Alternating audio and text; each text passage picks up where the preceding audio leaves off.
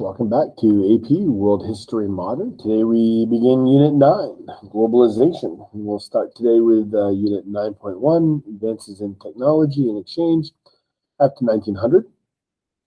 And we'll do a little skill practice, we'll do a little content. All right.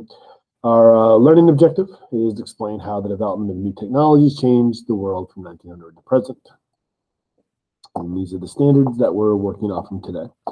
And of course, these will make up many of the categories of analysis that we will be using during our skill practice. Okay, so please feel free to pause and have a quick read through those.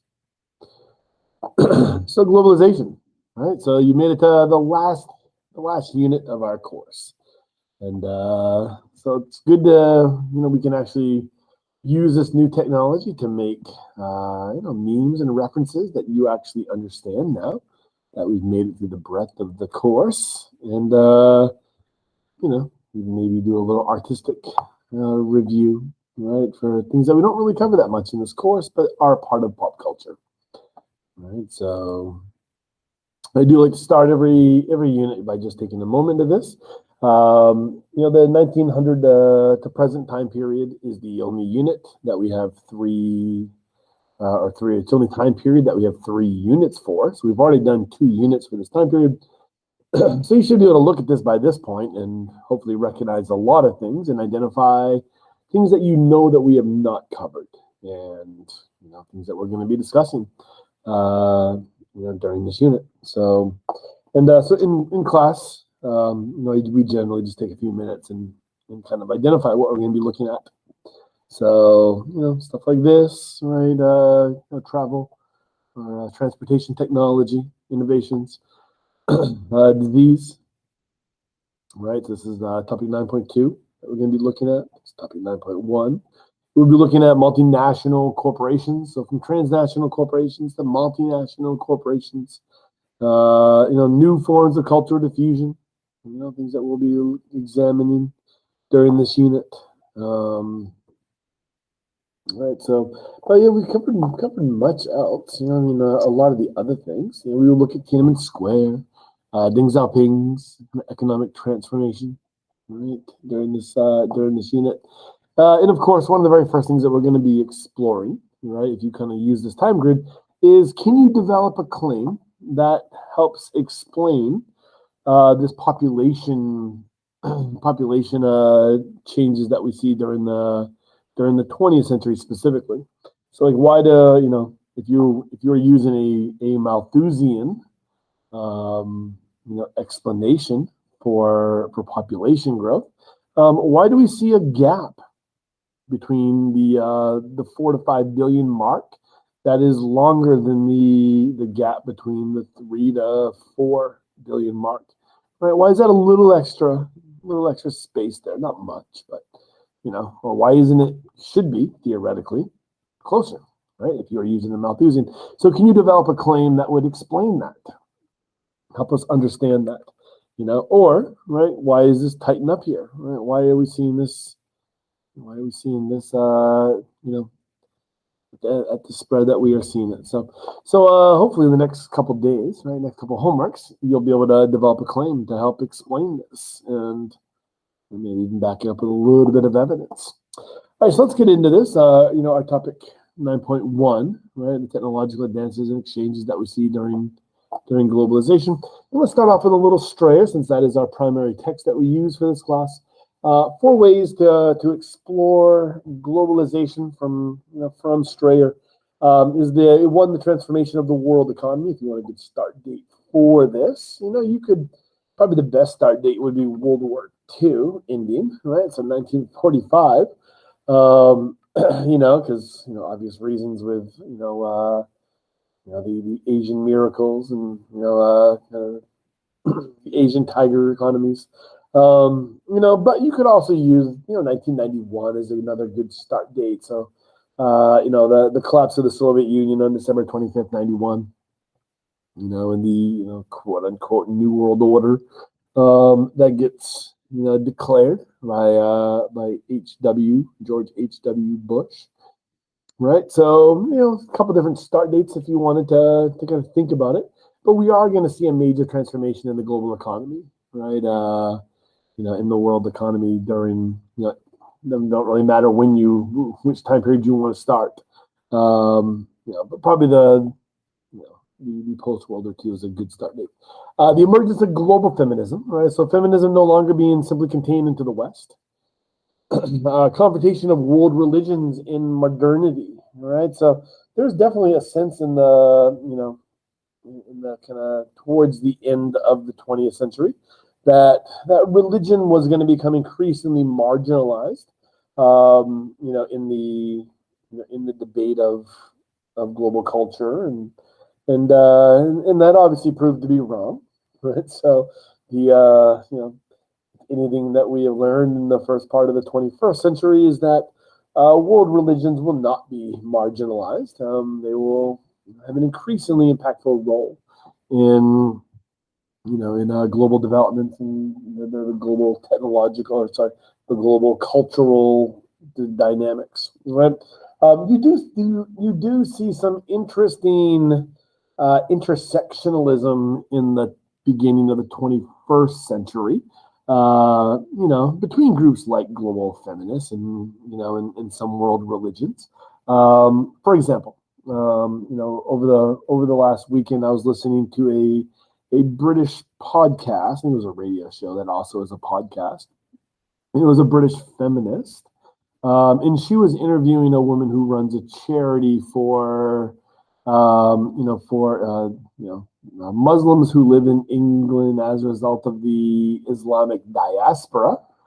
And anyway, so there was an interview going on, and we've seen in the kind of first 2 decades of at least a decade and a half, of the 21st century, an interesting kind of intersectional matchup between the Islamic diaspora in Western countries and feminists in Western countries.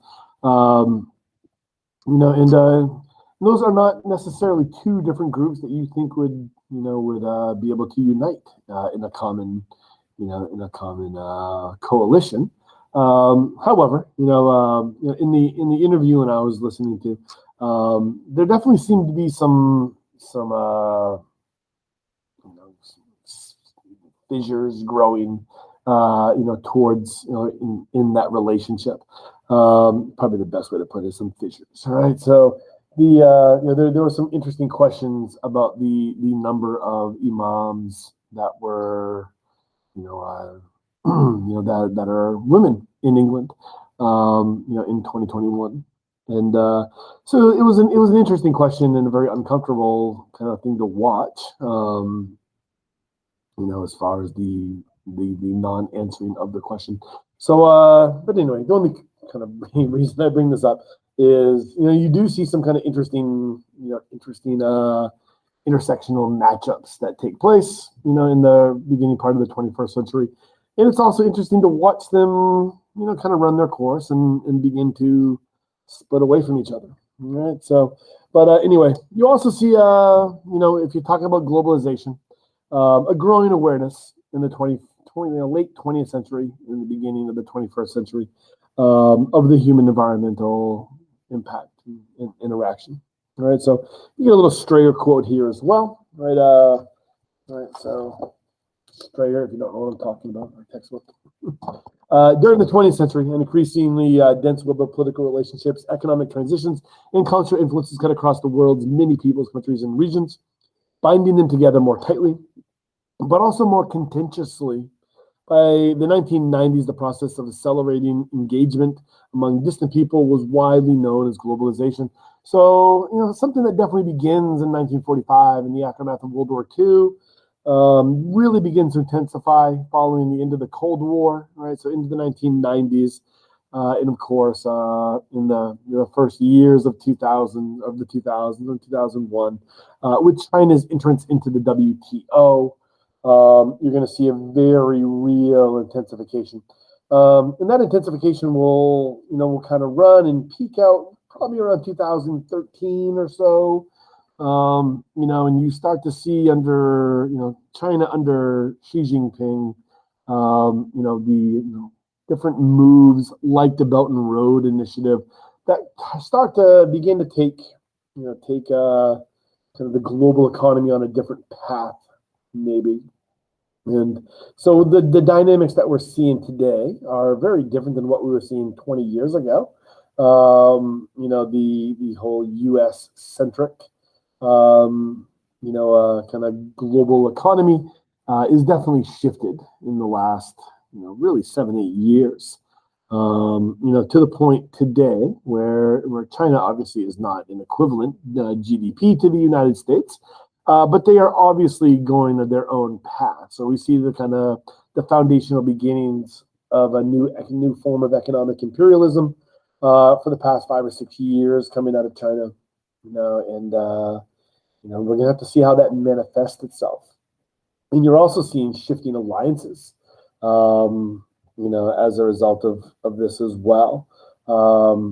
Specifically, I guess you could talk about Europe.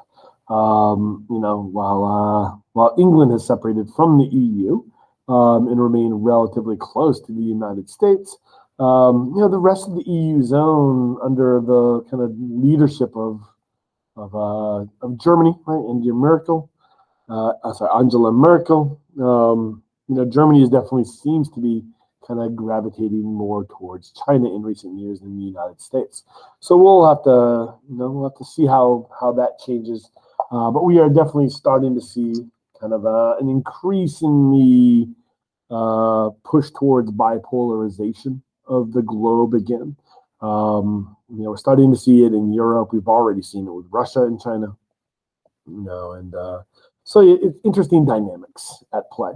Nothing has manifested itself at this point, but the time appears to be nearing. When you're going to start to see some actual kind of military engagement outside of the borders of China, right? So it'll be interesting to see what happens when that happens, right? And so we will see, right? But that kind of growing bipolarization of geopolitics is definitely a major process right now. All right. So when we're talking about globalization, right, Straya does point out to us that this is a new term, right, but it's not a new process, right? So there's nothing inherently new per se about what globalization represents.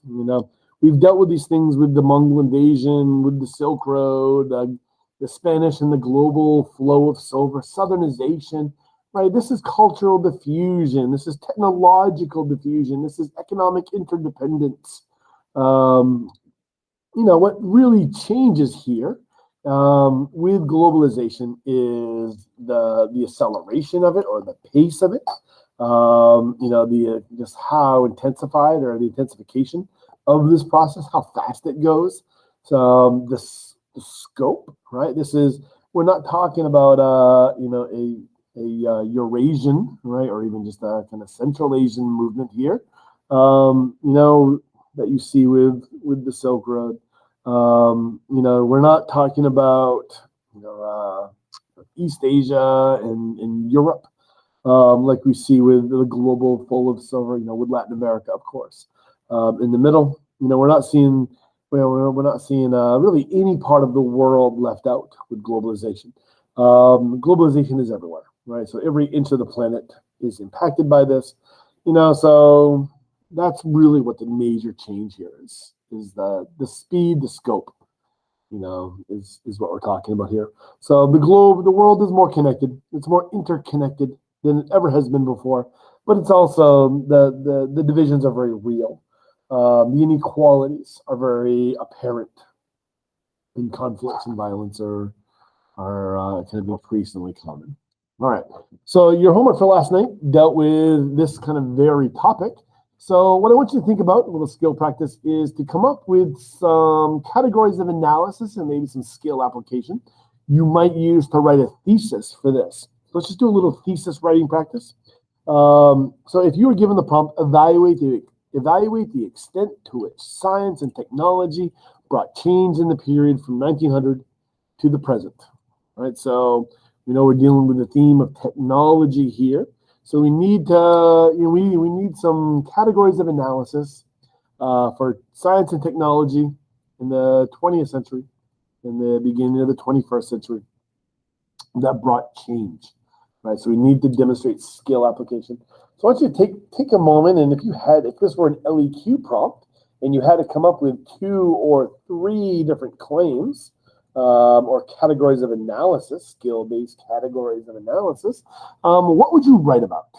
Right. So, so why don't you go ahead and think about this and write down some answers and pause while you do it, and come back in a second. All right. So hopefully you picked up you wrote down a couple things. So let's go through a few. Right, so new modes of communications. So that is a good categories of analysis. Right, transportation would be another category of analysis. So we have 2 different categories of analysis with a single skill application.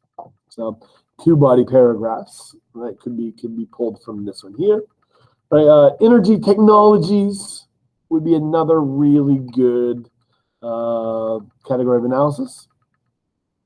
More effective forms of birth control, right? So greater control over fertility becomes our skill application. Declining rates of fertility, right? So you've got multiple kind of skill applications that you can run with that category of analysis, or you could even just say medical innovation. Be another kind of similar category of analysis to this one here. The Green Revolution.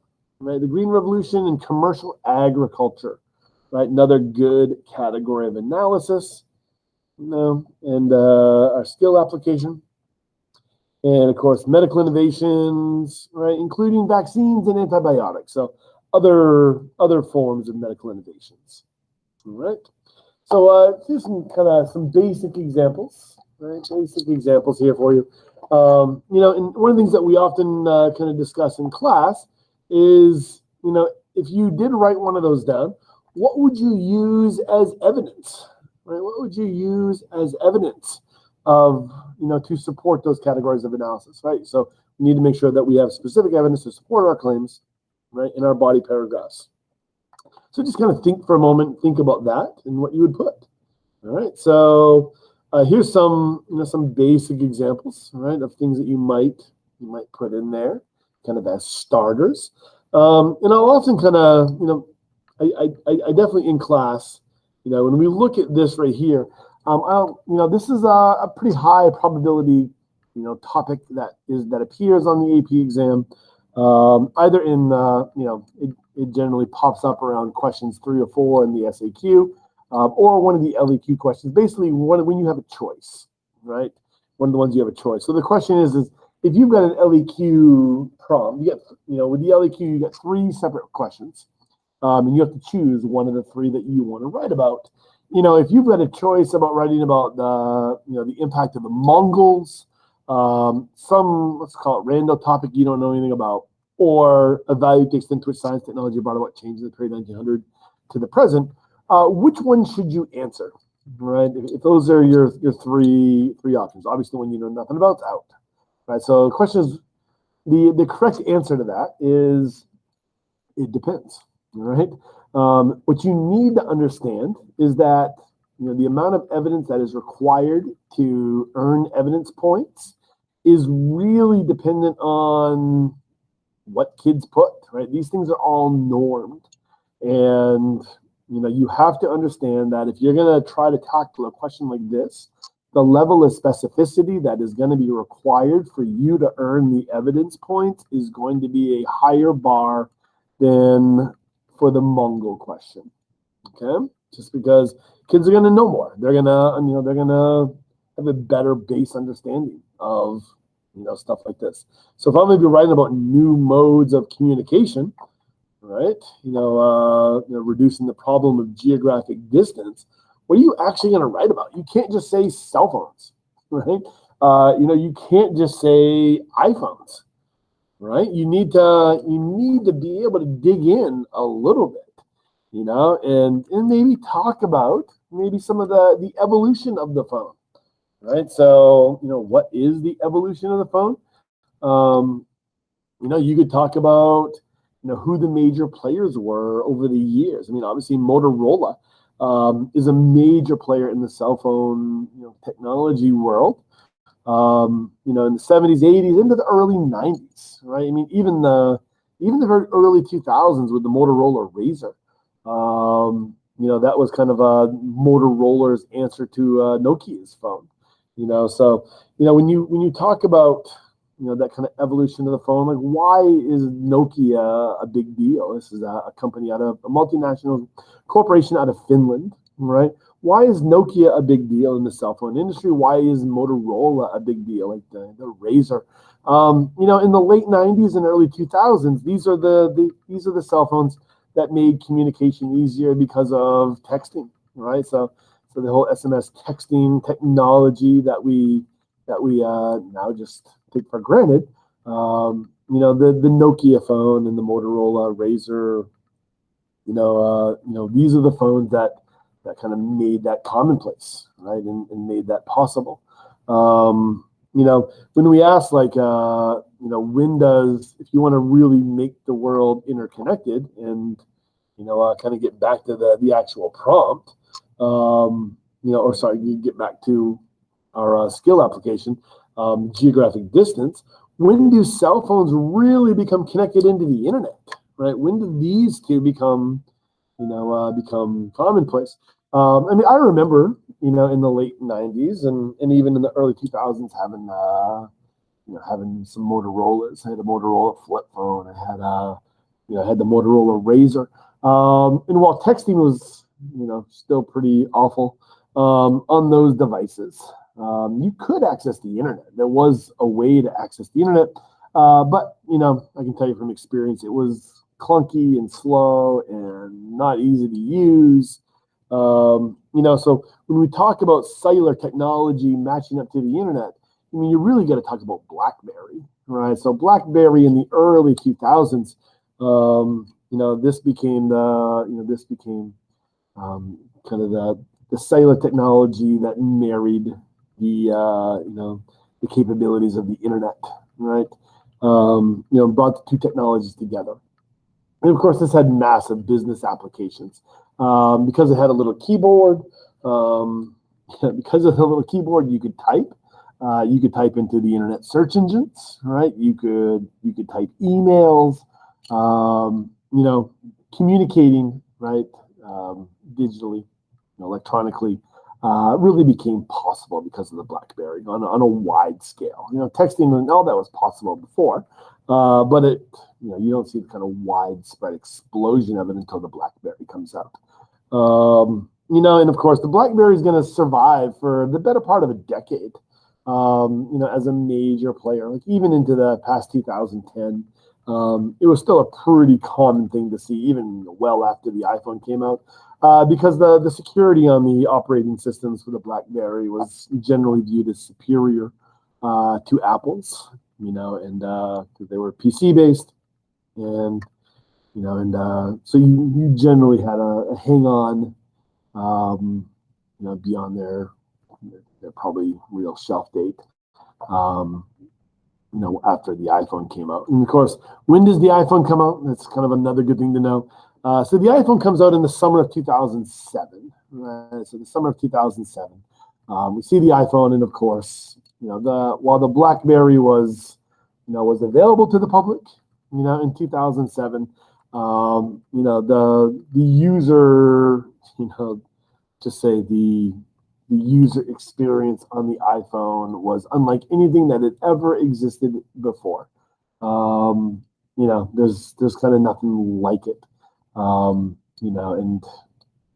yeah, so the iPhone brought the technology to the masses, and and of course, iPhone will, for whatever reason, I think it was budgetary reasons.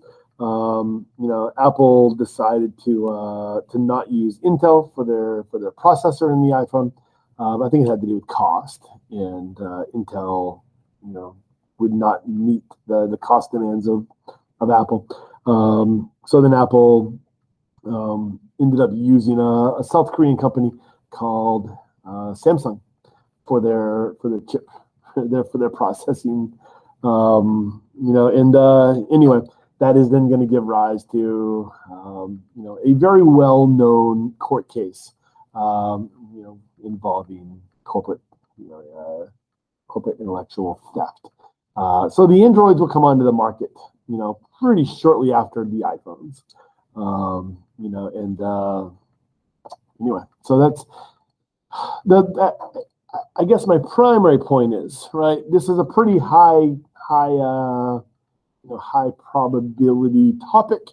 I would suggest picking maybe one of these things that you're interested in and really learning about it. Learn a little bit about the history of it. Maybe learn about the effects of it. Maybe you could talk about work. Maybe you can learn a little bit about workers in China, right? In the Apple factories there, or actually they're not even Apple factories; they're subcontracted. You could talk about, you could learn a little bit about mineral extraction in the Congo. Learn about the coltan trade, the rare earth trades. For the things that are needed to make up these technological devices. Learn enough about one of these things that you could really drop some evidence if it ever came up in an SAQ or an LAQ. So whatever you're interested, if you're really into cars, then really think about how cars transform society. Think about the interstate system, and just think about what it means for cities, right? So the rise of the suburbs become possible. Think about the airplanes, right? And of course, a lot of the airplane effects of the airplane is going to be on commercial, right? So and what this means, right? So how does this affect pandemics, right? How would epidemic diseases, be able to move as freely if it wasn't for commercial airliners? These are, just pick a topic. Pick one of these topics and learn about it. Okay. You don't need to be masters of all, but one is a good idea. All right. All right. So part of this topic 9.1 is also looking at energy technologies, right? So it is important to understand energy technology today because this is so interrelated with so many other topics. So if you're looking today at where we get our energy from, right, where does most of our energy come from? It comes from three primary sources largely. Right? Most of our energy today comes from natural gas, oil, or coal. So the answer is fossil fuels, right? So the vast majority of our energy comes from the exact same source that it came from in the 1700s and 1800s, right? So, we have definitely not moved beyond the Industrial Revolution when it comes to our energy source. You do have some alternative sources here, right? Some biofuels, traditional biofuels, but you also see some others. So if you take this little teeny percentage up here and blow this up, right? Just so you can kind of see what these other things are. Most of the renewable sources of energy that we have around today are, most of it is hydropower. Right? Most of that comes from hydropower dams. Right? Dams is largely what that is. Some comes from wind, right? Wind turbines, offshore or right on land, and then we see a little solar and then a handful of others. Right, so this is largely where we're getting our energy from today, right? And this is a pretty small percentage of the overall energy portfolio that we have in our country. These are kind of some projections of where we might be getting our energy from. I guess the general hope is that there's going to be a declining dependence. At least in 2010 when this projection was created, that there's going to be a declining dependence on oil, right, on fossil fuels, right? So the question is that was in 2010. Have fossil fuels decreased since 2010, which has been right about here? The answer is no, right? So this projection is already off, right? Is already not correct, and and of course, some good little exercise, skill practice wise, is why, right? Why haven't we seen these projections come true? What is it? So, go ahead and stop for a minute and think about that, and so feel free to pause. So, I mean, the obvious answers here, right, if you're kind of looking at this, is, we do have some change in technology, right, like atomic and nuclear, but even that, they're trying to project out, right? But internal combustion engine, right, it is, when we talk about why we are not going away from it right now, is that it's plentiful. It's cheap to refine. It's efficient.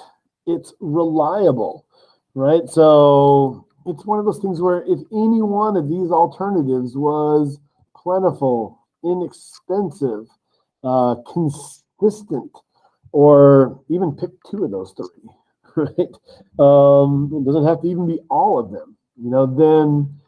Then you would probably see a pretty widespread adoption of any alternative fuel source. However, all of these alternatives are not consistent, reliable, plentiful, inexpensive, right? They're just not.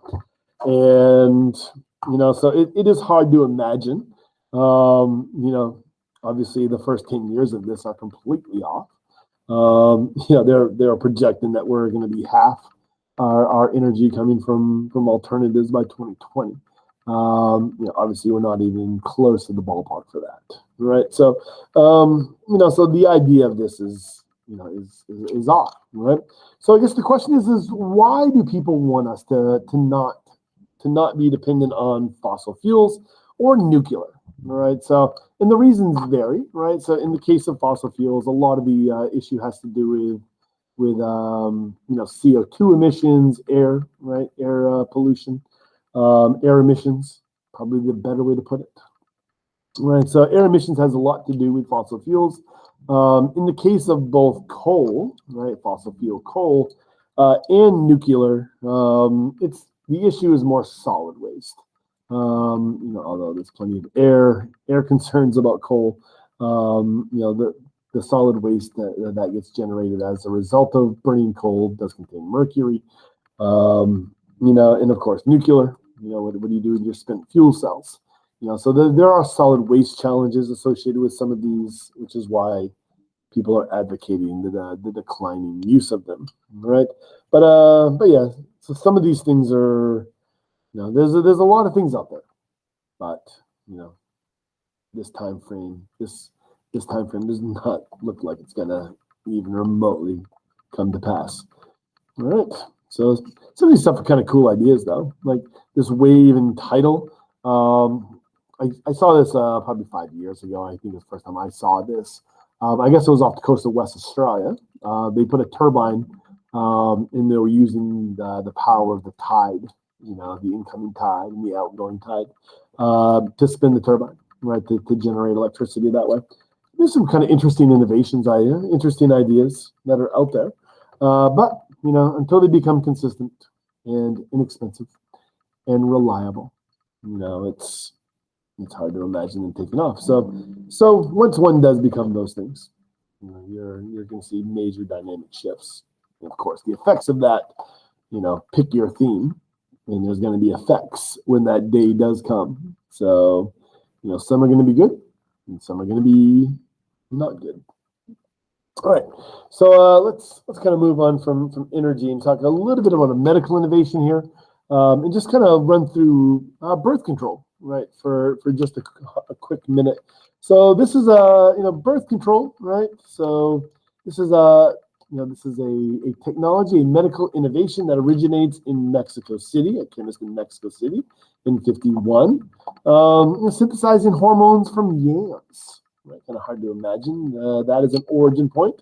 And then we see Margaret Sanger, an activist, who then advocates for American pharmaceuticals companies to do some research on this, and create this, for pharmaceutical reproduction. And we do see a trial, right, in the United States in 1954 in Massachusetts, and then large-scale trials in Puerto Rico, because there's no birth control laws on the books in Puerto Rico. Is deemed effective, and the side effects of it were ignored. From the trial. Right. So 57, the FDA will approve it for medical reasons. And then by 1960, the FDA will approve it for contraceptive purposes. All right. And by 62, it is very widespread, right? Very widespread and commonly used. As far as reaction, right? So by 64, some states had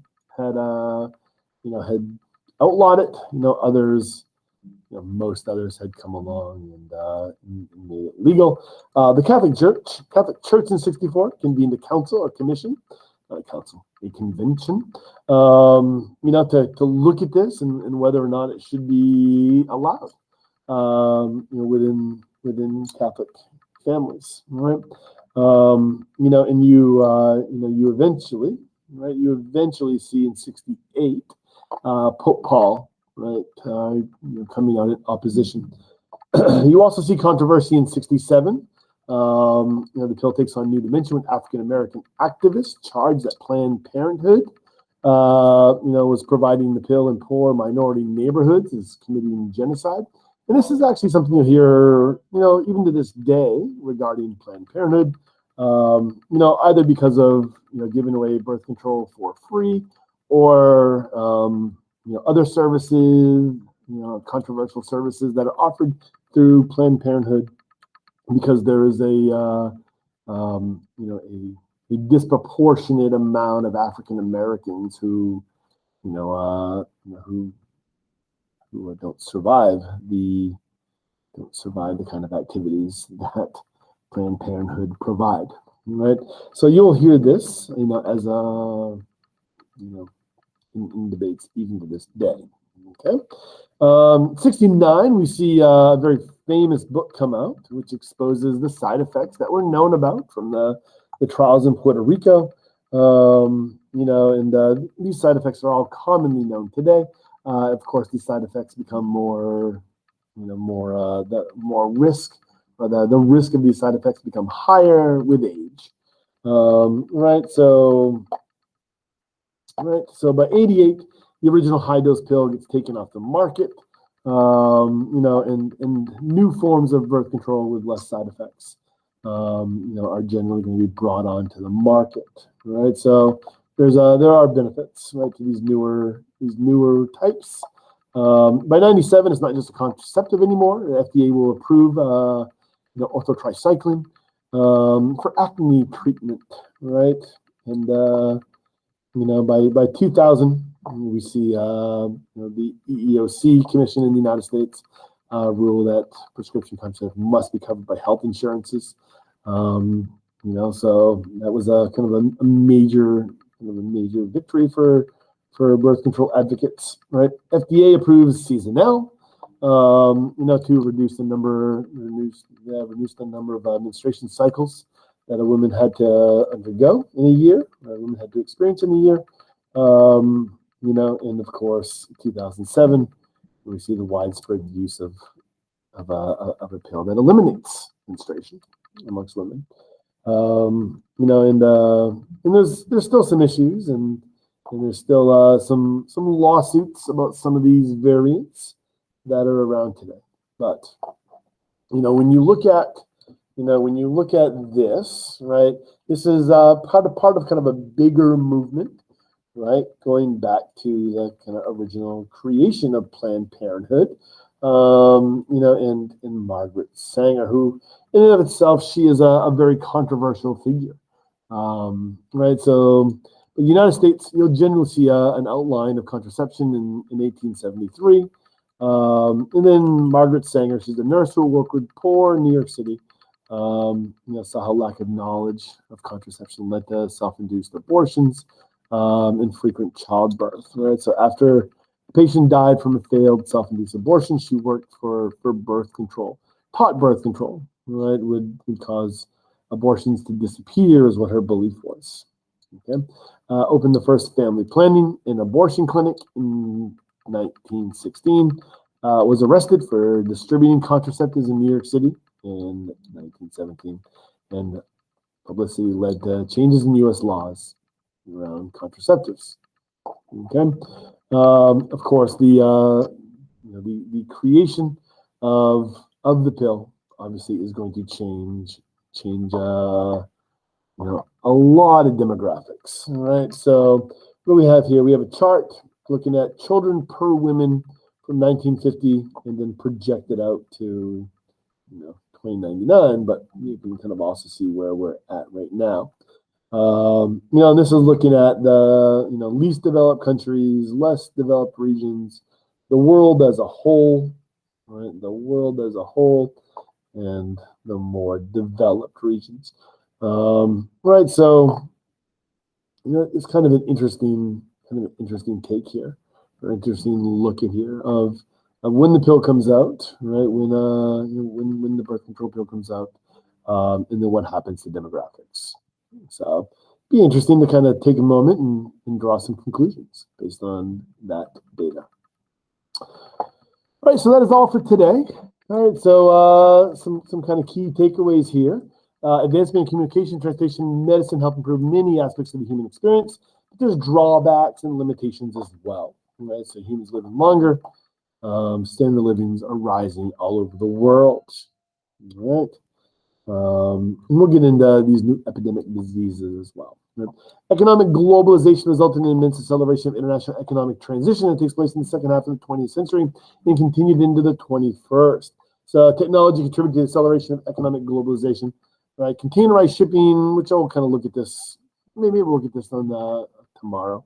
Fiber optics, internet, right? The infrastructure of the planet. And, coming up, we'll get into Green Revolution and GMOs. And that is all for today. I'm sure I've run long again. Sapriati.